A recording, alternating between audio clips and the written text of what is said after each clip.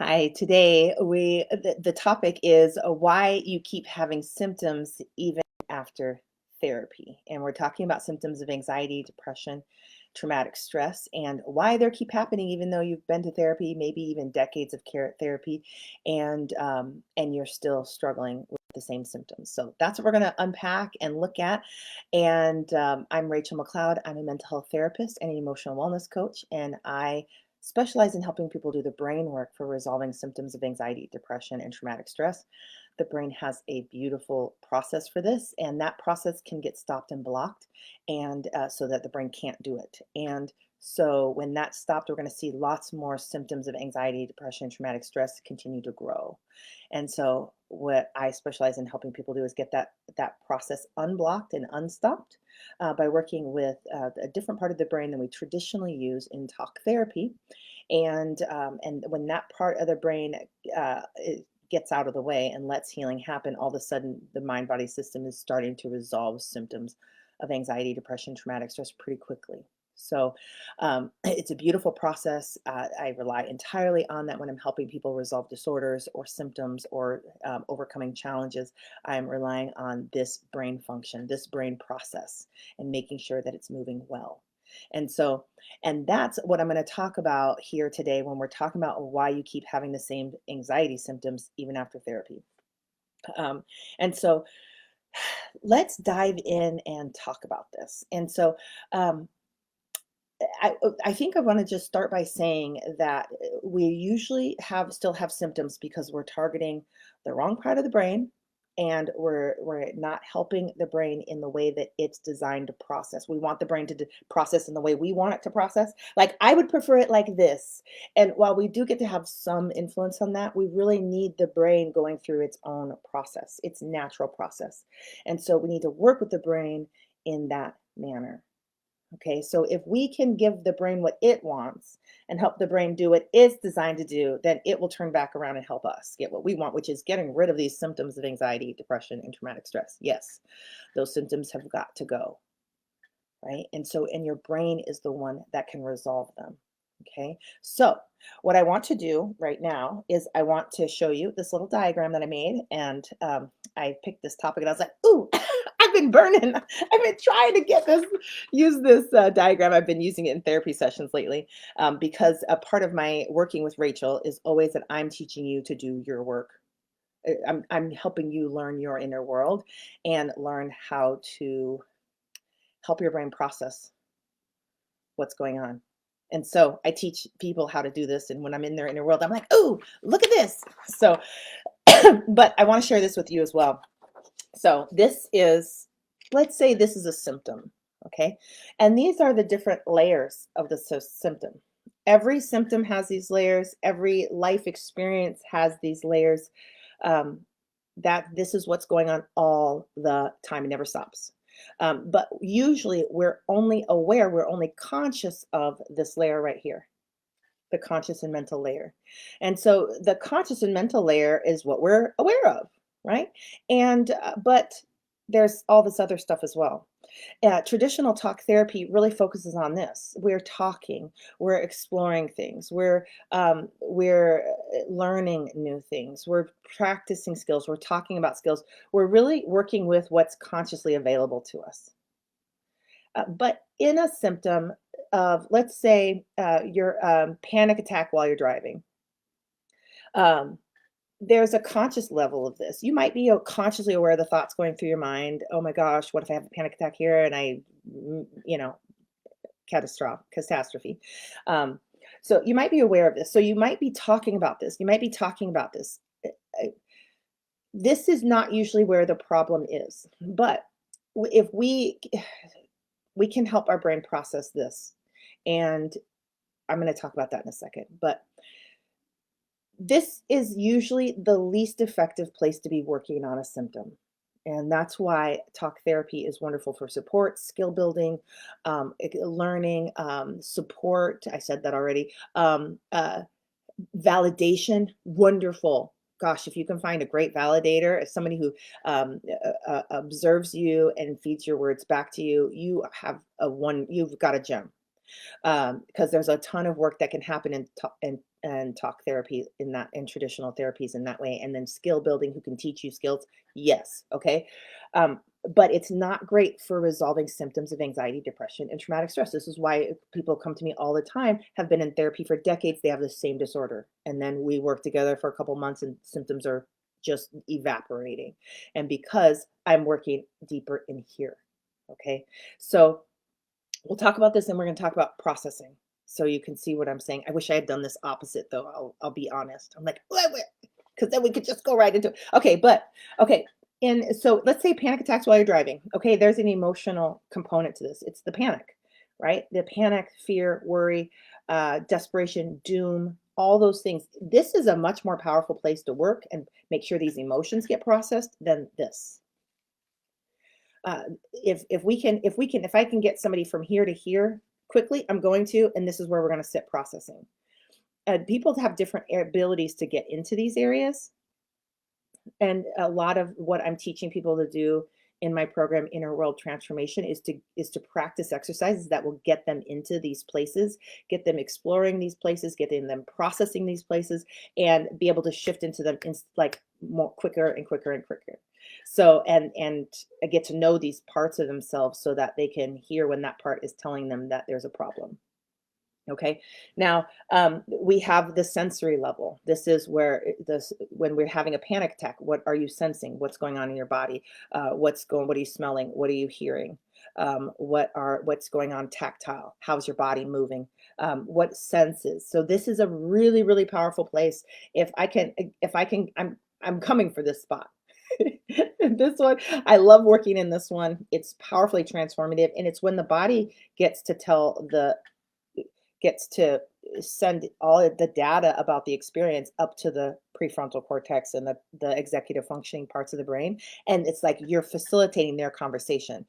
This is body language stuff like squeezing chest, racing heart, palpitations. That's a whole book of communication that we want the executive functioning to read. We don't want to stop and talk it through or be conscious of it, because once we put words to this stuff, we're not doing it. It's like when you try to explain God, you've missed it already. These are so big. It's like trying to see a painting and describing it in words. The most magnificent, lights you up painting and describing the painting in words. You're not going to do it justice. And so I really try to keep people out of conscious strategies when we're in here and just do the sensory support, the body support. Let the body talk about it. Can you tune into the palpitations? We're going to do lots of strategies to stay tuned in there while we're using an intervention, while we're supporting the brain to do its processing. Okay, so we've got that. We've also so in this panic attack, we might notice constriction in the throat. We might notice the stomach feeling all wobbly. We might notice trembling in the hands. These are sensory things. We're hanging out there. We're going to get as much of that process as we can. Down below is we have imagery.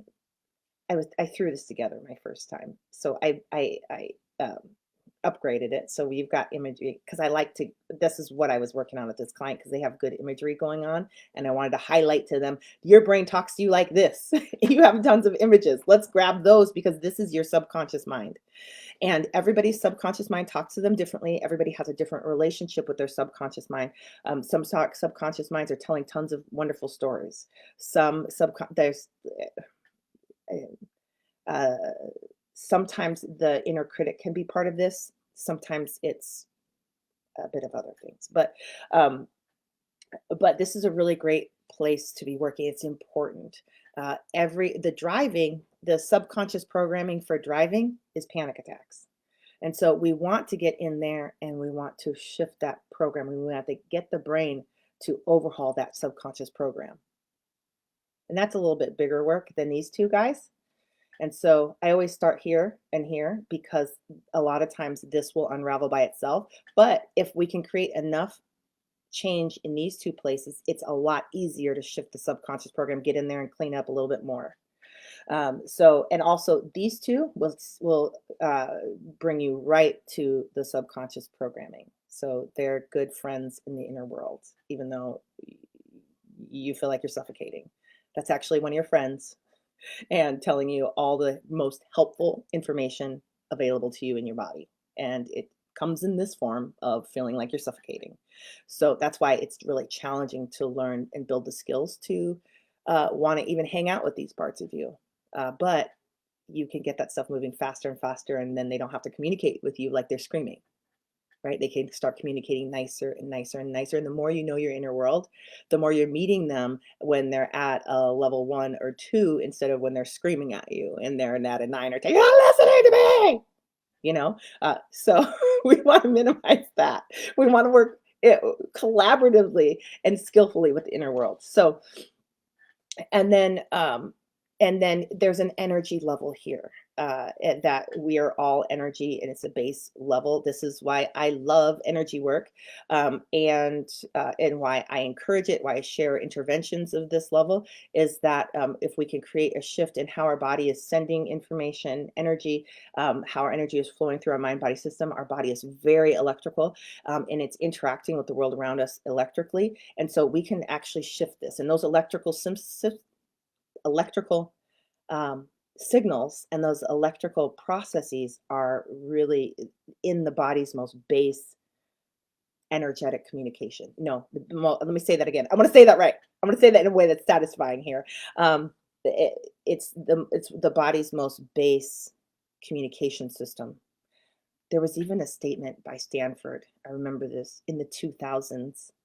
I can never find it. I don't know if it got buried or if don't have the words right. So we'll say I'm making this up, but I love it anyway. But the body is communicating 10,000 times faster energetically and electrically than it is chemically. And so when we can grab a hold and harness our body's energy patterns, then we can really create a ton of shifting, and it'll take care of all this stuff. The other thing is that if we get in here, it'll take care of all this stuff.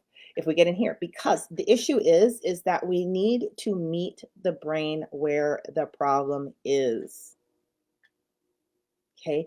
And if we can find where the problem is, which the mind body system is telling us about this constantly, it's just that most people are too busy running from their inner world, running from symptoms, being blacking out in front of them. The symptoms are so distressing, they can't even be present with them at all, that we can't gather the data. And so there's strategies to get in here and get close enough to the mind body system to listen to it tell us exactly where it's at.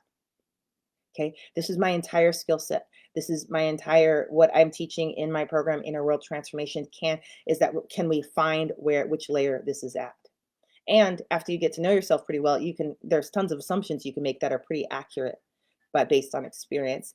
And then things will shift, and then you've got more in the emotional, and then more in the programming, and but learning how to stay with the mind body system, building endurance for it, patience, building health and wellness around what's going on in your inner world. So this is the type of work that resolves symptoms in minutes. This is the type of work. Now, I want to tell you that it is super easy to process anything, any symptom of anxiety, depression, and traumatic stress that is the result of impaired processing. It is super easy. What's challenging is to find out where the brain is having problems with processing. Right. I've had a lot of clients come to me and for about a month of one-on-one coaching, and they've got a massive problem in their life. It's stopping them from going out. It's stopping them. It's impairing their whole life. And so when we're coming on to sessions, what I'm doing is I'm listening, and I'm using some strategies to help the brain tell me it's giving information. It's giving information. Can I get them down into these levels? And can we sit there and get the information there and then use that information? Right. And mind you, this sounds complicated, but it takes minutes. And then all of a sudden, we are right at the root issue, which oftentimes is some past memory that may or may not have been significant, or that they thought they were over already. And they might have acknowledged the issue, but they didn't get it fully processed. And so we'll get back in there and we'll process. And then they'll be like, and then the symptoms will resolve. The symptoms are shifting and changing. The brain's like, okay, we did that one, but what about this? Can you help me with that one now? Okay, and what about this? What about that one now? And so which is a great sign. That's exactly how brains are. That's how brains are. I want to go into that, but I'm not going to. And So that's exactly how it is, and that's a really great sign healing is taking place. Healing is not taking place if we're talking about the same thing over and over again, right? That's a sign that our processing is impaired. So when I have clients that we resolve a root issue, and I send them back out between sessions to live normally, and they're going to encounter that situation again. If it's resolved, they come back and are like, oh my gosh, you can't believe what happened. I did the thing I could never do because I've never been able to do it because anxiety was holding me back, or my PTSD, or my depression. I woke up and I baked cookies. That seems small, but you have no idea, right? That will happen. Other times, my clients will come back and they'll say, it's better, but I could only get this much further into it, and then I couldn't do it. Great. This is progress, but that tells us there's another root issue in there. We're going back in. Hey, brain, tell me about this. Why we're stopping here? Why didn't we complete this? And the brain, mind body system, is like, oh, let me tell you. And it does every time, every time. And so, but because I consider myself the servant of the brain, um, I am listening to this. Most people, when we're in our mind body system, we're just like, make it stop. We're not trying to help the brain, right? I want to shift that. I want to shift that for you. I want you to help your brain. I want you to become the servant of your brain. That's your best worker. That's your best teammate. It's the most brilliant piece of thing ever. And I want it on your side, and I want you to support it so that it can do for you the wonderful things it can do for you. So one of the reasons why we still have symptoms of anxiety, depression, traumatic stress symptoms after years of therapy is because we're actually not helping the brain. We're talking trash about the brain, we're emoting, we're complaining, we're whining, all great brain function. But since your brain is not processing, all that stuff is just going into the air and going right back into your body, where your body is keeping the score through anxiety symptoms. Right? We need to help your mind body system go through its process of processing, reorganizing, rewiring, and releasing old habits, old patterns, misconceptions, and to make healthy associations. Right? Your brain, if you have panic attacks while driving, your brain needs to get in there and driving means we're going to die. Driving means we're going to have a panic attack while on the road. We need to train. Driving is an effective mode of transportation that is mostly safe, but it's not safe under these specific conditions. So let's build our programming around that. Your brain needs to wire that. You can talk to your brain as much as you want. You can talk to your therapist as much as you want. That doesn't mean your brain is going through its natural healing process for rewiring, relearning, reassociating, ironing out the kinks in your programming. It needs to do that work for you. And when we do it like this, it takes minutes as opposed to years of talk therapy and years of trying to force your way through it. I'm just going to get in the car and drive. You might be, excuse my French and Latin and whatever, you might be pissing off your survival system, and you do not want that part of your brain mad at you. I'm going to tell you right now. And so you might be pushing through, you might win for the moment, but you can be making your disorder worse. You can make your survival system more reactive. You don't need that drama in your life. I promise you, you do not. And so we want to, if we just take a couple moments and support the brain like this, things shift. Now, I'm going to tell you something that sometimes finding the root issue can take a while. It can take months, right? And let me show you what that looks like. I'm going to draw you a diagram. I so want to draw this like the princess and the pea. I'm going to. I see how I can do this. Okay. Okay. I've never even heard this fairy tale, but I love it because I've heard about this fairy tale, and my brain has made up its own story about this fairy tale. So I am not going to be on, I'm fabricating things. Okay. Okay. This is you. You got a symptom, right? You're on your princess and the pea bread. Okay. Okay. This is you. You're up here and you just want to drive your car, right? But okay, now I had too much fun there. Okay. But let's say the problem is down at this layer, right? And this is why this can take a long time. And by long time, I mean a couple months. But you should not go a couple months and not see symptoms resolving. If you can't resolve the massive root issue, you should see your brain resolving many things. You should see your health and wellness increasing, even skyrocketing. You should see you should feel more and more comfortable, more and more relaxed in your world the more you are supporting your brain through this process. Because even though it might be taking us a while to get down here, it should be processing and cooking and doing executive functioning wonders all throughout these layers. Okay, so let's say we're here and this layer is blocking us from getting here. Okay, well, we actually probably need to stay here and do this. Okay, then, and while we're doing this, we're building skills that when we go to this layer, our skills are bigger. So we're going to then do this layer. And we're repairing things, we're building things in here. This is so important. And this is not the root issue. I get it, but we're building the skills to be able to get here. And your brain is going to have to give you access to this. And it might not even be talking about this yet. You might have a repressed memory in here. You might have something so complex. If you were to touch it, you would pass out. You would go, your mind would go blank. You'd be dissociated for months. I did this once with somebody. I tried to get them access to something that their brain was not ready for, and they spent weeks dissociated. It was very unfortunate. I was new. I was learning the lessons. But and so now let me tell you what, I trust this process. The brain is getting ready. And if it's not giving you access to this, it doesn't want you to have access to this. It says you cannot handle the truth. So get out of here. So we're going to stay where it will let us be, right? And your conscious mind might actually be aware of this, but even in this space, you still will have all these other things going on. And we're going to try to get to the sensory level and the emotional level. Okay. And so, and then we're going to resolve this one. And these might each, in this situation here, might be 5 to 7 symptoms, clusters, right? And so while we're working through this, we're resolving 5 to 7 symptoms in this 1 to 2 week span.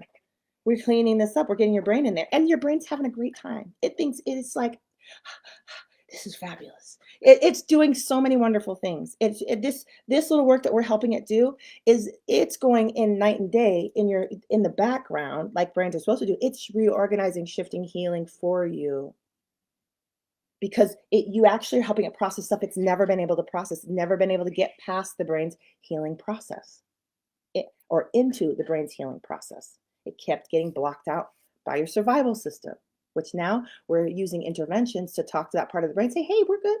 Leave the gate open. Don't lock it down. We're fine. We don't need to be reactive here. Let's just sit and process it for a little bit. And we're influencing that part of the brain to keep the processing doors open. That's really what we're doing. But we're coming in here. Okay. And so after we resolve that one, we're over in here in this one. And finally, maybe 2, 4, 6, 8, or let's say it takes us 3 weeks for each one, 3, 6, 9, 12. We're at 15 weeks. Now we're finally here. Right. And now we're doing this. That is sometimes how it takes, but we should see, but processing these chunks, these layers does not have to take a long time. That's minutes, but we might have a lot of minutes involved because, oh, this is how I was going to draw it for you. And now it feels like the thing to do.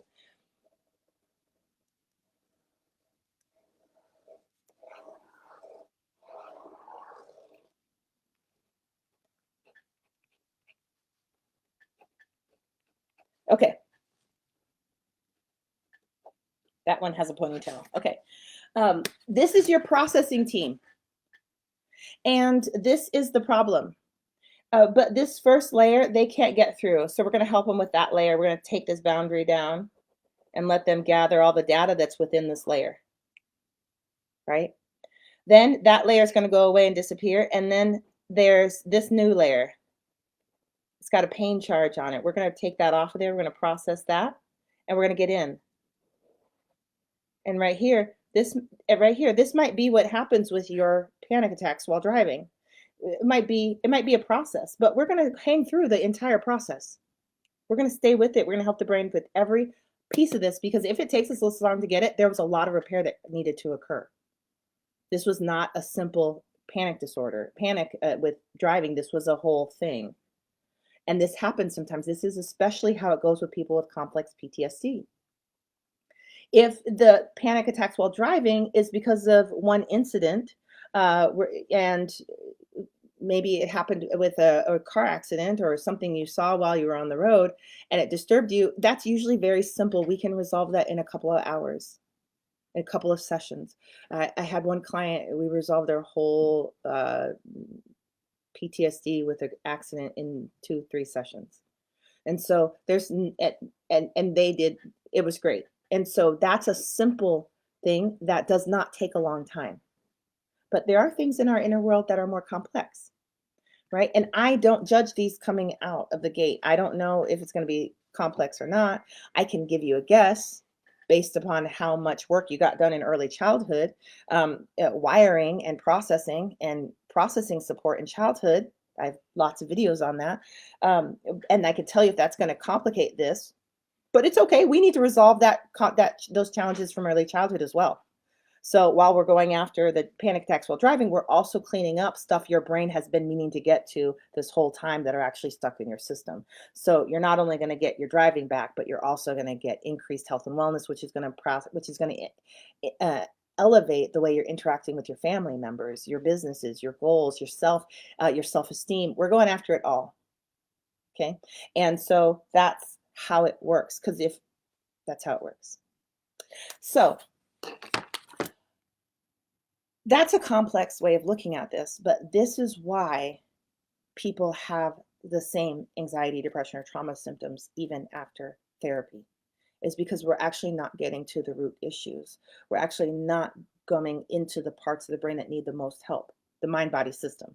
We're not coming into the mind-body system that need the most help. And so we want to get if we have an opportunity to walk down a conscious pathway and a subconscious pathway, the subconscious pathway is going to get us more transformation with the same amount of time. It can process more data than the conscious mind can. If we have a chance to take the conscious route and talk about it, or we're going to go down the emotional pathways and we're going to feel about it, experience about it, sense it, emote about it while processing, we're going to go down that because there's more transformation that will happen through the emotional pathways than the conscious.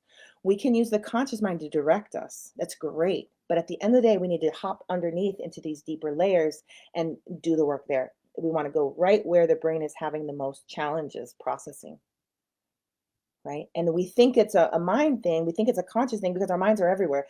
That's caused by impaired processing that usually doesn't originate in the thoughts. So we don't want to work on it at the thought level. And this is really interesting because I don't teach a ton of positive affirmation work. I teach that way after. It's not part of my process for helping people resolve disorders. Right? And that's kind of interesting. Well, why don't we do positive affirmations? There's all these things that haven't been processed. We're going to put positive affirmations on top of rot and unprocessed, beautiful data that your brain actually needs to create your health and wellness. No, we're not going to. We're going to get those gems and those jewels processed, and so that they can turn into an active form that is healthy and effective and beautiful, so your brain can actually use the data it already has to create your health and wellness. It's like trying to just start decorating a hoarder's home. No offense, hoarders. I'm fans of you. But you don't start decorating that and if you want it to feel like it's functional, right? That's the wrong thing to do at the wrong time. We want to clean it out. We want to get rid of stuff. We want to sort. I'm not taking your stuff, hoarders. There's a brain process for that. I should do a video. Anyway, I will. But we want to walk the brain through its process for assessing and doing this work of releasing things and getting rid of stuff that's no longer serving you. Then it's going to already go through the process of decorating. And then you could look and see, do I like it? I want a couple of upgrades. And then that's the time to use your positive affirmations. If you have an anxiety, depression, or trauma disorder, or complex PTSD, especially complex PTSD, it's not the time for positive affirmations. We need to get in there and process stuff. Okay. All right. Wonderful connecting with you. So, let me tell you this. I have 3 interventions for really supporting the survival system and getting this process from survival mode to processing and healing mode, right? And the survival system, once it detects pain, it wants to flip over, and that's how we have symptoms of anxiety building up, because that process, that the energy and emotion and information of the situation, the brain is reacting to it instead of processing it. And so we want to flip this. And so we can do that really well by using some interventions. They're different because we're talking to a different part of the brain. And so these interventions seem weird, but it's because we're doing something that helps the body heal quickly. And we're not used to these things, so it looks weird. But we're holding the body into that processing mode. And so I want to invite you to try out that program. It's a free program called Interventions for Inner World Transformation. You can find that. The link to that is in the description below. Join me over there. I'm going to start doing some more frequent free question and answers for people in that program, so that they can see how to use their interventions more effectively and get more results. If you have an intervention that you are like, wow, look at my brain processing, and that you're noticing the benefits of processing, you're equipped now to really go through and learn how to help and work with these different parts of the brain and get them processing. Okay. And that's my program, Inner World Transformation, which is going to teach you all these things. It's an 8-week program. And then if you want my help to work with you one-on-one to apply these things and to help you create your inner world transformation, resolve the symptoms you want resolved, you can learn more about that on my website, and really apply to work with me. Okay. So other than that, I encourage you to like this video, leave your comments. I'd love to hear what you think about this. And follow me on Facebook, subscribe to me on YouTube, and I'll see you around. Take care.